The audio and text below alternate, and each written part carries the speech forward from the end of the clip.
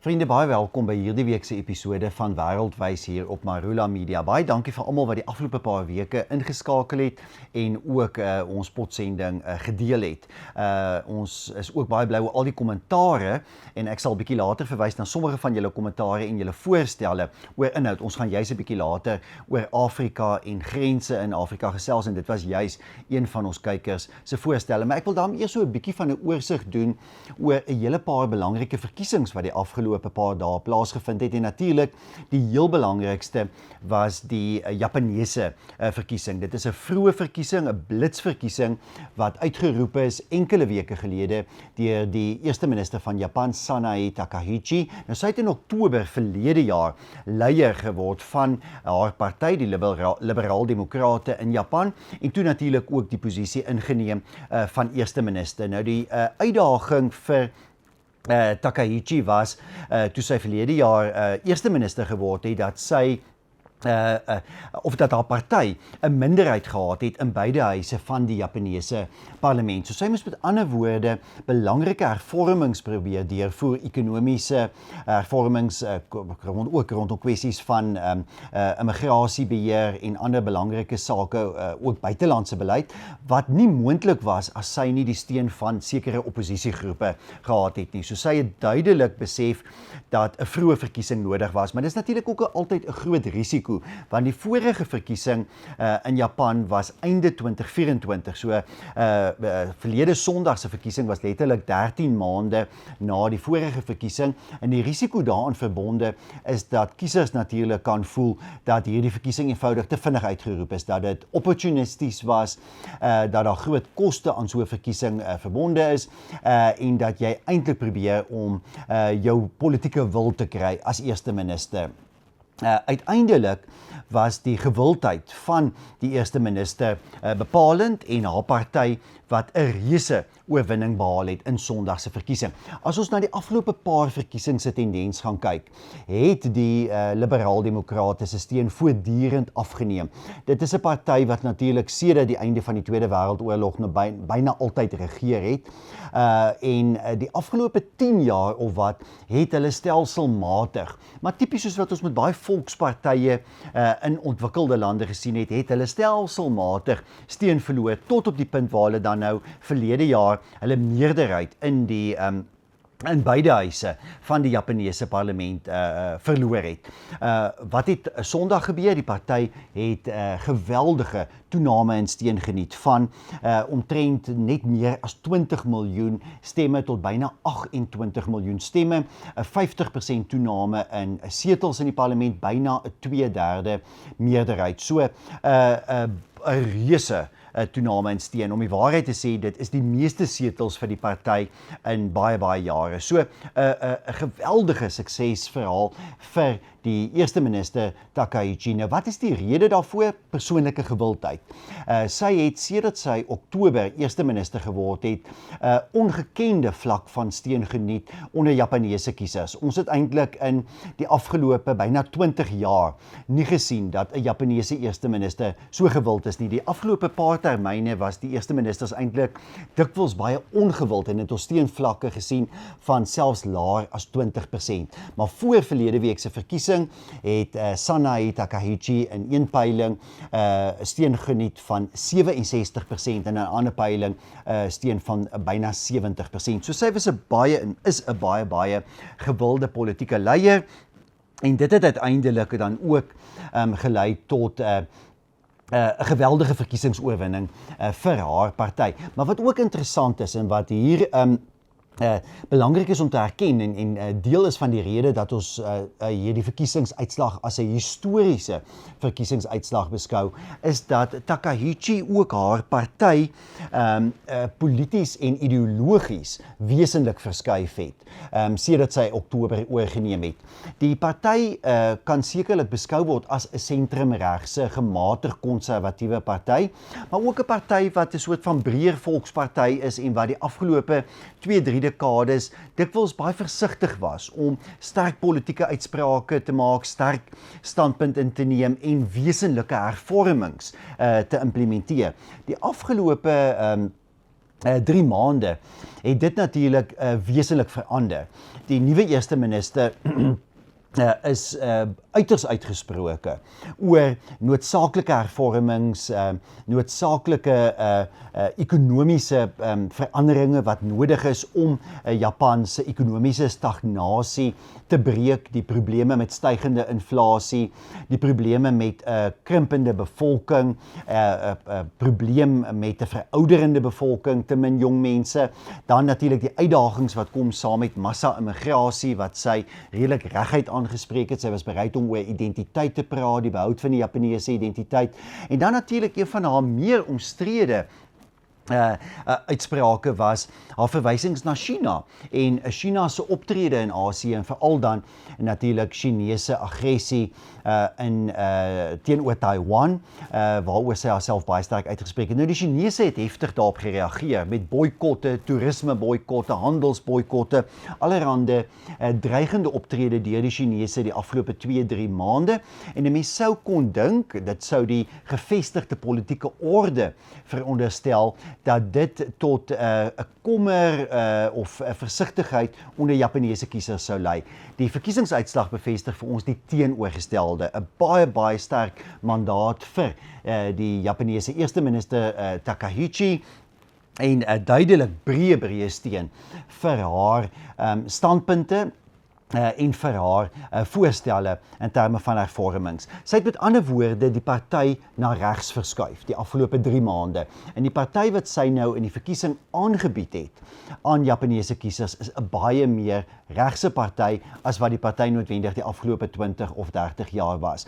Maar dan interessant genoeg, in Japan was daar ook die afgelope 2 verkiesings, 2 meer regse partye. Partye wat baie sterk staan op Japaneese nasionalisme, op Japaneese uitnemendheid en Japaneese identiteit, partye wat baie sterk gekant is teen immigrasie, en beide hierdie 2 partye het dan ook goed gedoen in 'n Sondagse verkiesing. So regse partye wat byna 80% van die setels in die parlement gewen het, een sentristiese party wat ook die hoofopposisieparty is wat so wat 20% van die setels gewen het, en dan die linkse, die baie klein linkse partye in Japan wat maar 5 setels uiteindelik kon wen. So daar is 'n baie klein linkse faksie of dan nou steunbasis oor in Japan. So hoekom 'n mens hierdie verkiesing as histories kan beskryf, is 2 of 3 redes. In die eerste plek die feit dat een party so uitsonderlik goed gedoen het, dat daar so 'n gewilde eerste minister is. Dit is iets wat in 'n lang tyd nie die geval was nie. Maar dan natuurlik die geweldige verskuiwing na regs. Ons praat baie in hierdie program oor die verskuiwing na regs in Europa byvoorbeeld, of in Amerika met die 2024 verkiesing. Maar ek wil so ver gaan om te sê dat Sondag se verkiesing in Japan waarskynlik die grootste verskuiwing na regs in een verkiesing in 'n ontwikkelde land sedert die einde van die Tweede Wêreldoorlog was. Dit klink baie dramaties, maar as jy na die ontwikkelde lande in die wêreld gaan kyk en hulle verkiesingsuitslae die afgelope 7-8 dekades, dan was hierdie natuurlik 'n dramatiese verskuiwing wat in Japan plaasgevind het. Nou ja, wat gaan die gevolg hiervan wees? Japan se probleme is nie weg nie. Dit is 'n ryk land, dit is 'n ontwikkelde land, maar dit is 'n land met wesenlike uitdagings. Daar is nou al vir jare ekonomiese stagnasie. Verlede jaar het ons nou 'n nuwe probleem met inflasie gesien. So inflasie begin styg in Japan. Dit beteken gewone Japaneese voel dat hulle inkomste styg nie, maar hulle lewenskoste styg wel. Daar is 'n skerp afname in die bevolking in Japan, al hoe meer veroudering, mense wat dus aftree, wat afhanklik is van regeringsondersteuning. Dit wat ons maar in tipiese ryk lande sien. Niks van daai probleme is weg nie. Daarmee saam is Japan een van die lande in die wêreld met die hoogste staatsskuld. Staatsskuld as 'n persentasie van BBP is meer as 200%. So die Japaneese regering kan nie vreeslik baie meer skuld aangaan nie, maar Maar intussen moet daar natuurlik al die dienste gelewer word en moet die Japaneese regering iets doen om die of die ekonomie dan nou stoot te gee. So presies wat Sanae Takaichi gaan doen, ja, dit is onseker. Hoe sy dit gaan doen is onseker, dat sy wel 'n baie sterk mandaat het om iets te doen, om iets wesenlik te doen in terme van die ekonomie. Is ook gegewe. Dan is dit ook baie duidelik dat Japaneese gekant is teen massa-immigrasie en dat hulle eerder alternatiewe soek daarvoor, so ons kan waarskynlik sien dat daar 'n afname gaan wees in immigrasie na Japan en dat daar 'n baie sterker fokus gaan wees op Japaneese identiteit, die beskerming daarvan en daarmee saam dan natuurlik ook 'n baie meer selfgeldende Japan. Ook in terme van die herbewapening van Japan, 'n groter verdedigingsbegroting, Japan wat baie meer standpunt inneem in buitelandse kwessies. Japan was baie as 'n land sedert die einde van die Tweede Wêreldoorlog oorversigtig gewees. Ons gaan waarskynlik sien dat dit verander. Dit het reeds begin verander, maar ons gaan waarskynlik sien dat die Japaneese baie meer selfgeldende buitelandse beleid gaan inneem. Interessant genoeg ook dat Takaichi kom uit 'n soort van faksie in die regerende party wat baie meer pro-Amerika is en ons het dit reeds die afgelope paar dae gesien dat sy die party baie naby aan die Amerikaners posisioneer en dat daar baie direkte en noue samewerking tussen Japan en die VSA oor die volgende paar jaar sal wees. So 'n interessante tyd wat voorlê in Japan, ook in Asiatiese verhoudinge en politiek, maar sonder twyfel 'n historiese verkiesing waaroor daar dink ek in die toekoms nog baie gedink en gepraat gaan word.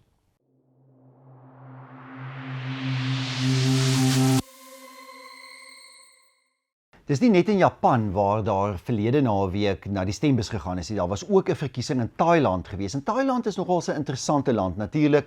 Anders as Japan, nie 'n ontwikkelde land nie, maar 'n ontwikkelende land, maar ook 'n land wat besig is om wesenlik ekonomies, maar ook in terme van politieke invloed in Asië te groei. Nou in Thailand was die verwagting eintlik gewees en alle peilings het daarop gedui dat 'n progressiewe pro-hervormingsparty met baie steun onder jong mense die verkiesing sou wen. Uiteindelik het dit nie gebeur nie en die huidige konservatiewe regering in Thailand wat herverkies is. So Thailand wat vir die volgende termyn dan steeds 'n konservatiewe regering sal hê. En mens kan verwag dat daar dus ook noue samewerking met 'n land soos Japan en met ander meer konservatiewe lande in Asië opgesoek sal word. Maar wel 'n interessante verwikkeling dat die uitslag iets presies die teenoorgestelde was as wat verwag is. En die rede daarvoor is natuurlik dat daar soos dikwels in ander lande ook, en ek dink daar's tog 'n vergelyking hier ook met Japan, veral 'n hoë stempersentasie onder ouer mense is.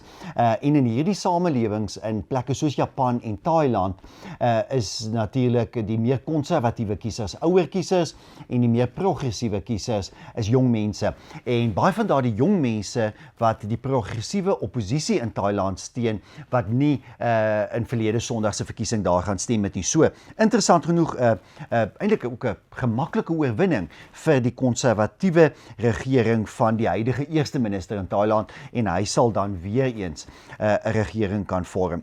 Dan was daar ook verlede naweek 2 interessante verkiesings in Europa gewees, in 2 buurlande, Portugal en Spanje.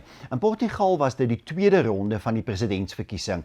Nou, hoekom dit regtig interessant is dat Portugal is een van die laaste lande in Europa waar daar ook 'n soort van populistiese regse party die afgelope tyd opgang maak. Portugal het ons eintlik vir 30, byna 40 jaar gesien dat die politiek gedomineer is deur 'n sentrumregse en 'n sentrum linkse party. En in presidentsverkiesings, en ek moet dalk net hierby sê dat die president in Portugal is maar grootliks 'n seremoniële posisie. Die meeste politieke mag en uitvoerende gesag lê in die eerste minister en sy regering opgesluit, maar die afgelope meer as 30 jaar was dit nooit nodig in 'n presidentsverkiesing vir 'n tweede ronde nie. Daar was gewoonlik 'n kandidaat in die eerste ronde van die sentrum regse party en dan ook iemand van die sentrum linkse sosialiste en dan het een van die twee meer as 50% van die stemme gewen en is dan verkies as president. Vanjaar vir die eerste keer is dit nou anders. Daar was omtrent, ek dink 7 kandidate in die eerste ronde en die kandidaat wat eerste geëindig het was van die Sosialiste party en dan in die tweede plek van die populistiese regse Chega party wat 'n anti-immigrasie party is 'n party wat baie sterk op die behoud van Portugese identiteit ingestel is, 'n redelike konservatiewe party ook en hulle het toe tweede geëindig. En André Ventura, die leier van die party, was ook die kandidaat, presidentskandidaat. Nou die party het in afgelope verkiesings opgang gemaak, maar meestal maar hier by 10, 11, 12, soms dalk 13% van die stemme gewen. So dit was baie duidelik in aanloop tot die tweede ronde van die presidentsverkiesing dat Ventura se kans baie skraal was. En wat ook gebeur het was dat alle ander politieke partye aan die linkerkant en aan die regterkant van die politieke spektrum almal hulle steun toegesê het aan die kandidaat van die sosialiste Antonio José Seguro. Hy het natuurlik toe ook die verkiesing gewen. Hy het 66.8% van die stemme gewen, maar Ventura, die regse kandidaat wat dan geslaag het om 33,2% van die stemme op hom te verenig. Nou dit is by verre nog ooit die beste vir 'n regse kandidaat in Portugal. Soos ek sê, die Chega party wat 'n redelike nuwe party is en wat in die verlede nog nooit meer as omtrent so 13% van die stemme kon wen nie. En die feit dat 1 uit 3 kiesers in Portugal wel besluit het om vir 'n populistiese regse anti-immigrasie party se kandidaat te gaan stem, is tog wesentlik. Dis nie 'n oorwinning nie, maar dis wel reuse groei. 1 uit elke 3 kiesers wat dan nou wel vir André Ventura in hierdie tweede ronde van die Portugese presidentsverkiesing gaan stem. En dan in die buurland Spanje. Daar is vanjaar streeksverkiesings in Spanje en dit vind oor die volgende paar maande plaas en interessant genoeg die eerste ene verlede naweek was in Aragon gewees. Dis 'n redelike konservatiewe streek waar die Spaanse Volksparty wat die sentrum-regse party in Spanje is, die afgelope tyd in koalisie met 'n meer regse 'n populistiese party, die Vox-party, regeer het. Vox het 'n tyd gelede sy steun onttrek aan hierdie koalisie en daarom is 'n vroeë verkiesing uitgeroep. Nou wat in hierdie verkiesing gebeur het is dat die sentrum-regse Volksparty 'n klein bietjie steun verloor het, maar die groot verloorders van die party was die sosialiste. En ons moet onthou dat die sosialiste tans Spanje regeer. Hulle regeer Spanje op nasionale vlak of dan op federale vlak saam met kleiner streekspartye en die Spaanse eerste minister wat natuurlik tans redelik ongewild is, maar hy behou die mag deur allerlei toegewings aan kleiner streekspartye te maak, maar Spanje wat tans een van die mees linkse regerings in die hele Europa het. Baie omstrede aankondiging enkele weke gelede was dat Spanje nou 'n versnelde proses aangekondig het om verblyfreg te gee aan 500,000 onwettige immigrante wat meestal uit Afrika afkomstig is. Dit het gelei in die laaste 2-3 weke tot 'n reuse nuwe toestroming van onwettige immigrante uit Afrika na Spanje. So Spanje wat tans 'n reuse immigrasieprobleem het en Pedro Sánchez, die linkse eerste minister van Spanje wat duidelik baie gemaklik hiermee is. Hy neem voortdurend standpunte in ten gunste van immigrasie, ook van massa-immigrasie en sy party wat dan nou verlede Sondag 'n baie duur prys in die streek Aragon hiervoor betaal het. Hulle het geweldig baie steun verloor en die groot wenner van die verkiesing was dan die regse Vox-party wat hulle beste steun nog ooit geniet het. 1 uit elke 4 kiesers wat vir hulle gestem het in die streek en nou sal hulle saam met die sentrum-regse Volksparty 'n koalisie moet sluit, maar dit beteken natuurlik dat die sentrum-regse Volksparty baie meer toegewings moet maak. Ons kan verwag dat indien hierdie tendens voortduur in ander streke in Spanje die res van die jaar op een of ander punt die huidige koalisieregering in Spanje tot 'n val gaan kom. die regering van Pedro Sanchez wat lankal nie meer, die steun geniet van 'n meerderheid van Spanjaarde nie. In peilings het hulle steun afgeneem, die sosialiste, tot hier by 22 of 23%, maar uiteindelik klou Sanchez natuurlik vas aan die mag, want hy weet as daar 'n verkiesing uitgeroep moet word, sal die sosialiste natuurlik die verkiesing baie ver verloor en sal daar 'n regse regering in Spanje aan bewind kom. So, belangrike verskywing wat ook in Spanje besig is om plaas te vind, en nou ja, ons moet kyk hoe dit oor die volgende paar maande sal uitspeel.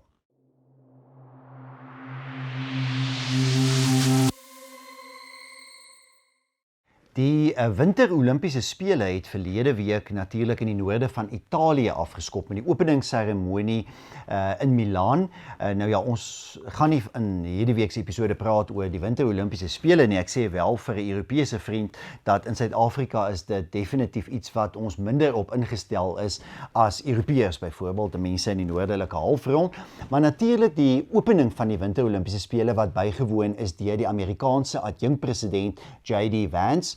Amerikaners sê altyd vir my, ons moet onthou, dit sy van is nie Vance nie, maar dit is Vance, en dan ook natuurlik die minister van buitelandse sake, Marco Rubio. Nou, daar word natuurlik al reeds bespiegel daaroor dat hulle twee die kandidaate gaan wees, presidentskandidaat en adjunkpresidentskandidaat vir die Republikeinse party in die volgende verkiesing in 2028. Voordat ons daarby kom en by die verwagtinge vir die Amerikaanse middeltermynverkiesing wat op die 3 November vanjaar plaasvind, is daar natuurlik intussen interessante verwikkelinge. Die Amerikaanse adjunkpresident het na sy besoek aan Italië en aan die winter-Olimpiese spele vertrek na Armenië. Nou dit maak hom die mees senior Amerikaanse regeringsleier wat nog ooit in die geskiedenis Armenië besoek het. En natuurlik 'n reuse verskywing in politieke verhoudinge. Armenië is 'n land wat sedert die einde van die Sowjetunie, die val van die Sowjetunie, baie nou by Rusland gestaan het. Dit was 'n land wat volledig onder die Russiese invloedssfeer was, en Rusland wat natuurlik ook in 'n groot mate verantwoordelik was vir die verdediging en die beskerming van Armenië, en dan in besonder teen die groot aardsvyand Azerbaijan. Nou, ons weet dat daar in die 90's 'n oorlog was tussen Armenië en Azerbaijan. Armenië wat met die hulp van Rusland daardie oorlog gewen het, en toe natuurlik beheer gekry het oor Nagorno-Karabakh, 'n gebied wat vir 2000 jaar deur Armeniërs bewoon is, en ook ander grensgebiede wat deur Armenië beset is. Die afgelope paar jaar het die situasie egter verander. Daar was weer 2 oorloë gewees, en omdat Rusland betrokke is by die oorlog in Oekraïne, kon die Russe en het die Russe Armenië nie soveel ondersteun nie, en het ons gesien dat die Armeniërs die laaste oorlog teen Azerbaijan verloor het. So Azerbaijan het Nagorno-Karabakh beset, die Armeniërs is basies daar uitgedryf, 150.000 Armeniërs wat gevlug het na Armenië, en Azerbaijan wat sedertdien daardie gebiede soos Nagorno-Karabakh beset. Intussen, wat het gebeur? Amerika het toegetree.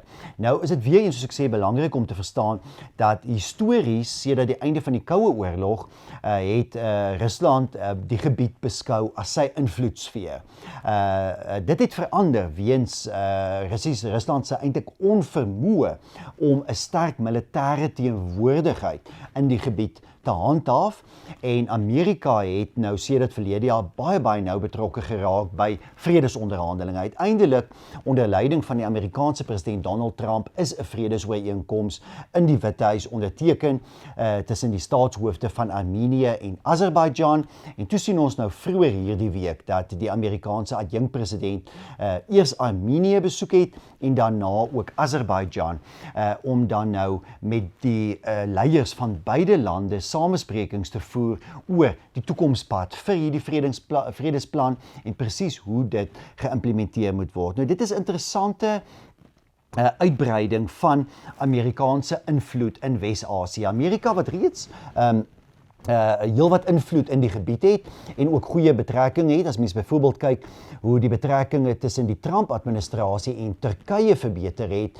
terwyl daardie verhouding baie gespanne was in die tyd van Joe Biden. So, die verhoudinge wat duidelik besig is om herskik te word daar en Amerika wat besig is om sy invloed uit te brei. Nou dit is natuurlik alles ook deel van die proses waardeur die Trump-administrasie druk op Rusland wil plaas. Eintlik Rusland wil isoleer sodat Rusland uiteindelik instem tot 'n vredesooreenkoms met Oekraïne. Verlede week is daar weer in Abu Dhabi in die Verenigde Arabiese Emirate onderhandelinge vir 'n vredesooreenkoms wat nie geslaag het nie, maar blykbaar word daar wel vordering gemaak. So die Amerikaanse adjunkpresident wat interessant genoeg Armenië en Azerbaijan besoek het. Intussen vind die München Veiligheidskonferensie hierdie naweek in München, die grootste stad in die Duitse deelstaat Beieren plaas. Elke jaar natuurlik 'n baie belangrike byeenkoms waar daar gepraat word oor internasionale veiligheidskwessies, natuurlik oor konflik, waar daar oorloë tans in die wêreld is, ook maar toekomstige veiligheidsbedreigings en allerhande ander kwessies wat relevant is tot veiligheid in die wêreld, of dit nou gaan oor die beperking van kernprogramme, kuberveiligheid, al die nuwe soort van veiligheidsuitdagings in die wêreld. Nou verlede jaar se konferensie sal natuurlik altyd onthou word vir die toespraak van die Amerikaanse adjunkpresident J.D. Vance. Vance wat nie by verjaar se konferensie sal wees nie, 'n week of 2 gelede was hy steeds op die program. Hy het intussen onttrek en die minister van buitelandse sake Marco Rubio wat dan nou vanjaar se toespraak sal waarneem, namens die Amerikaanse regering sal praat. Nou, wanneer baie van julle hierdie potsending kyk, het hy miskien reeds daardie toespraak gelewer. Ons weet nie wat hy sal sê nie, maar ons weet wat verlede jaar gebeur het, die ernstige waarskuwing aan Europa, dat Europa aan die een kant groter verantwoordelikheid vir sy eie beskerming moet neem, sy eie verdediging moet opneem, en in die tweede plek natuurlik uitwys van Europa se foute, soos die probleme met massa-immigrasie, die verlies aan nasionale identiteit en soewereiniteit in Europese lande.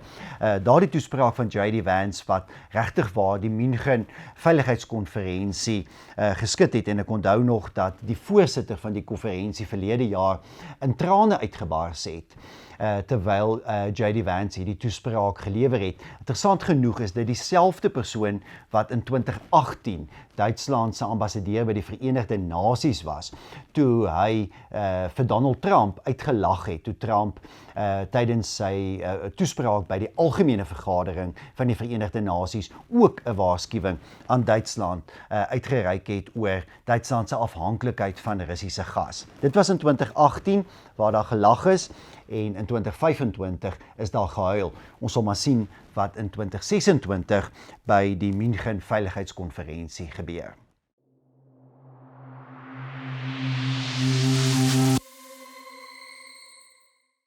Terwyl ons praat oor die Amerikaanse politiek of Amerikaanse politieke leiers, is dit natuurlik presies 9 maande voor die Amerikaanse middeltermynverkiesing. En dis 'n baie belangrike verkiesing. November vanjaar sal Amerikaners na die stembus gaan om alle lede van die Huis van Verteenwoordigers te verkies. Daar sal meer as 30 senatore verkies word. Daar sal in verskeie deelstate goewerneurs verkies word, en dan natuurlik duisende verteenwoordigers van wetgewers in die deelstate, maar ook burgemeesters, munisipale raadslede, polisiehoofde, regters, lede van skoolbeheerliggame. In Amerika is hierdie verkiesings natuurlik reusagtig, en is jou stembriewe gewoonlik bladsye en bladsye lank. So, 'n regtig belangrike verkiesing wat in November maand plaasvind, maar die tendens, nog altyd histories, was natuurlik dat die party wat in bewind is, wat eintlik die Withuis beheer, gewoonlik in 'n slegter posisie is in 'n middeltermynverkiesing. In die geskiedenis het dit nog net 3 keer gebeur dat die president se party 'n middeltermynverkiesing gewen het. Die laaste was in 2002 gewees.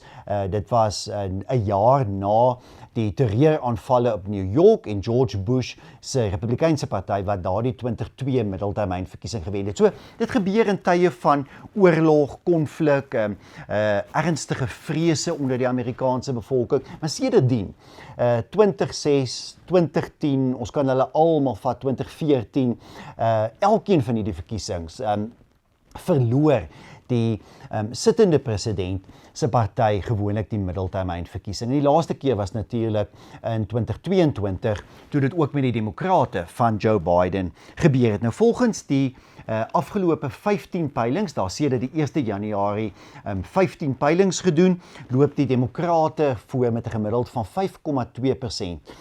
Wanneer Amerikaanse kiesers gevra word, gaan jy in November stem vir 'n demokraat of 'n republikein? Dis met ander woorde 'n redelike algemene vraag. In die afgelope week, die heel nuutste peiling, wys 'n voorsprong van 7% vir die demokrate, maar soos 'n gemiddeld uitwerk van al die peilings, 5,2% voorsprong. Dit maak sin. Die Republikeine beheer tans die Withuis, die Senaat en die Huis van Verteenwoordigers, en dan het Amerikaners is hulle geneig om 'n soort van politieke regstelling te maak in 'n middeltermynverkiesing om 'n balans te skep. So ons kan verwag, indien daar nie groot veranderinge is nie wesenlike veranderinge is nie, dat die demokrate 'n voorsprong sal hê in aanloop tot November se verkiesing. Maar uiteindelik gaan dit oor deelname. En in 'n middeltermynverkiesing stem dan minder mense as in 'n presidentsverkiesing. Presidentsverkiesings gewoonlik so 2/3 van stemgeregtigdes in Amerika wat gaan stem. In 'n middeltermynverkiesing daal dit tot tussen 50 en 55%. So heelwat minder mense wat gaan stem, en die vraag is, wie gaan stem? Ongelukkig vir die Republikeine en vir president Trump is dit ook waar die Republikeine tans 'n agterstand het. Demokrate is baie meer gemotiveer om te gaan stem. Dit lyk op hierdie tydstip of die stempersentasie onder demokrate ook baie hoër kan wees as onder Republikeine in November. So, tans nie noodwendig 'n goeie verwagting vir die Republikeine in vanjaar se middeltermynverkiesing nie. Baie dinge kan nog verander, maar die belangrikste ding wat wel kan verander, gaan oor die ekonomie. Dit gaan nie oor Iran nie, dit gaan nie oor die oorlog in Oekraïne nie, dit gaan nie oor immigrasie nie. Die belangrikste kwessie in 'n middeltermynverkiesing is die ekonomie. En dis 'n baie eenvoudige vraagstuk. Amerikaanse kiesers in veral middeltermynverkiesings vra vir hulle self af, is ek beter daaraan toe as 2 jaar gelede, toe die president verkies is. En beter daaraan toe word gemeet aan twee baie eenvoudige dinge. Dit word gemeet aan stygings in lewenskoste en stygings in inkomste. En die gemiddelde Amerikaner, wat nie baie polities bewus is nie, gaan kyk, het my inkomste gestyg en het my lewenskoste gestyg. En die probleem is, as jy kyk na 2025, verlede jaar, het die meeste Amerikaners se lewenskoste meer gestyg as wat hulle inkomste gestyg het. Hulle lewenskoste het gestyg met so 1,5% gemiddeld, hulle inkomste het gestyg met so 1,5% gemiddeld, lewenskoste inflasie met ander woorde het gestyg met meer as 2,5% verlede jaar.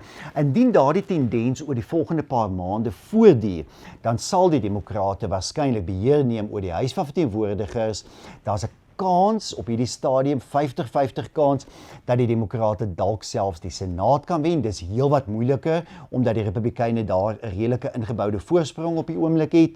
Maar vir die Republikeine om die Huis van Verteenwoordigers te behou, gaan baie moeilik wees. Juis weens die hoë deelname onder demokrate en die ingeboude voordeel wat die demokrate het as party wat tans buite die regering staan. So, 'n interessante paar maande wat voor lê. Die eerste voorverkiesings begin reeds oor 3 weke. Sommige deelstate, veral in die suide, North Carolina, Texas, Arkansas, het almal in die eerste week van Maart hulle voorverkiesings, dan word kandidaate aangewys vir die Huis, die Senaat, vir goewerneurs. So, die hele verkiesingsproses in Amerika wat dis binnekort afskop, en dan 'n interessante paar maande van verkiesingsveldtogte wat voor lê. Wat volg dan daarna? Na November se middeltermynverkiesing skop die presidentsverkiesingsveldtog vir 2028 eintlik reeds af. So ja, ons gaan so deur November en Desember, maar teen volgende jaar hierdie tyd gaan ons sien dat ons reeds begin eintlik die eerste teken sien van 'n presidentsverkiesingsveldtog. Moontlike kandidaate, wie gaan die demokratiese kandidaat wees? Dis natuurlik nog 'n oop vraag. Jy gaan begin sien dat iemand soos Gavin Newsom, wat tans die goewerneur van Kalifornië is en wat natuurlik uittreë aan die einde van die jaar, omdat hy nie nog 'n termyn kan staan nie, dat hulle begin toesprake lewer op allerlei plekke, hulle begin almal 'n hoë teenwoordigheid te hê, veral in die media. Dit alles sal wees in aanloop dan tot die 2028 Amerikaanse presidentsverkiesing. So ja, dis 'n interessante tyd wat voor lê in die Amerikaanse politiek. Ons kan dit gerus dophou, dit het natuurlik ook 'n invloed op die res van die wêreld. Nie net oor Trump se buitelandse beleid nie, maar ook omdat president Donald Trump natuurlik verlede jaar baie sterk op Suid-Afrika gefokus het en daar 'n sterk ingesteldheid was. En ons sal moet sien presies hoe dit dan vanjaar gaan uitspeel. Ek wil afsluit deur enkele opmerkings te maak oor Afrika. En dit gaan oor 'n vraag wat een van ons kykers gestel het verlede week, om te sê ons moet in een van die programme bietjie gesels oor selfbeskikking in Afrika. Nou, dis natuurlik 'n goeie vraag, want in Afrika, en ek lees eintlik hierdie fantastiese boek weer van Tim Marshall, Prisoners of Geography, en hy verwys eintlik hier in hierdie boek na die feit dat daar soveel volkere in Afrika is wat gevangenes van geografie is. Natuurlik, dit is die nagevolge van kolonialisme, dat baie volkere in Afrika staatloos is, hulle is minderhede in state, want grense in Afrika is dan nou ingedeel volgens ou koloniale tendense, dit wat vir die kolonialiste gemaklik was. As jy veral gaan kyk na die buitegrense van Afrika, hoe grense rondom die kuslyne getref is, was dit dikwels Europese land wat 'n sekere stuk grondgebied beheer het en wat deur riviere of wat ook al toegang tot die oseane moes hê. En daarvolgens is grense bepaal. Verlede week het die diplomatieke geskil tussen Ethiopië en Eritrea verdiep. Die eerste minister van Ethiopië wat Eritrea daarvan beskuldig dat hulle inmeng in die binnelandse sake van Ethiopië en dat hulle wapens gee aan sekere minderheidsgroepe wat tans in 'n stryd gewikkel is in een van die streke van Ethiopië. Nou as jy na Ethiopië en Eritrea gaan kyk, is dit natuurlik uiters diverse lande. Dit is eintlik lande wat saamgestel is uit 'n hele klomp minderheidsgroepe. Daar's die een meerderheidsgroep wat alleen kan domineer nie, maar dan is daar natuurlik die voortdurende stryd rondom invloed, maar dan natuurlik ook minderheidsgroepe wat hulle regte wil opneem. Ons sien dit gebeur nie net in hierdie konflikte in Oos-Afrika nie. Dit is natuurlik 'n onderdeel van die konflik in Sudan, maar ons sien dit ook in Wes-Afrika, in Sentraal-Afrika, die DRK, waar dit afspeel in Kameroen met die stryd tussen die Franse meerderheid en die Engelse minderheid. En dis 'n groter probleem reg oor Afrika. Nou, ons gaan later hierdie jaar op hierdie program baie meer hierop infokus en baie spesifiek dan 'n behoorlike ontleding doen van al die staatlose volkere van Afrika, hoe hulle self tans inrig, wat hulle doen om hulle regte op te neem, maar ook hoe dit eintlik bydra tot die voortdurende konflik en onstabiliteit op die Afrika-kontinent. Maar ja, dit is 'n werklikheid vir miljoene mense in Afrika elke dag, dat hulle tale, hulle kulture, hulle tradisies en dikwels ook hulle geloof onderdruk word, omdat hulle in lande is met 'n ou koloniale verlede, waar grense geskep is rondom ou koloniale werklikhede. En Suid-Afrika is natuurlik ook so 'n land. Suid-Afrika se grense, se buitegrense, die idee van een Suid-Afrika is 'n ou koloniale nalatenskap wat die Engelse ons meegelaat het. So, ons sal later in die jaar nog heel wat meer daaroor gesels, ook met kenners van die Afrika politiek, maar net 'n antwoord op een van ons kykers se vraag daaroor. Ja, dit is 'n werklikheid. Daar's baie volkere in Afrika wat voortdurend besig is met 'n stryd. 'n Stryd ja om selfbeskikking, maar dan ook 'n stryd bloot om hulle kulture en hulle tale lewend te hou in 'n nasionale werklikheid wat dikwels vyandig teenoor hulle staan. Dit bring ons aan die einde van vandag se program. Baie dankie vir almal wat saam gekyk het en saam geluister het. Ek hoor graag van julle lewe gerus kommentaar. Onthou om in te teken op die kanale waar julle ook al kyk of luister na Wêreldwys en dan om ook hierdie program met soveel as moontlik vriende, familie, kollegas en kennisse te deel. Tot volgende week, totsiens.